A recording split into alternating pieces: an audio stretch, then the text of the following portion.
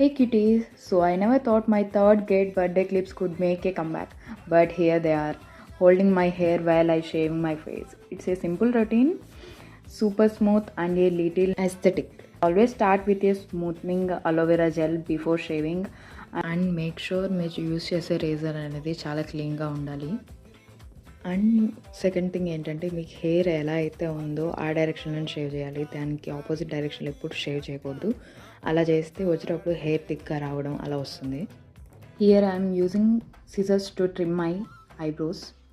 After I'm done with the shaving I'm wiping my face with wet wipes and I have washed my face with face wash, a gentle cleanser to remove all the dirt. Again I am applying a little bit of aloe vera gel to smoothen my skin. Shaving చేసిన తర్వాత skin కొంచెం సెన్సిటివ్గా ఉంటుంది, so ఏ actives వాడకండి. Thank you for watching.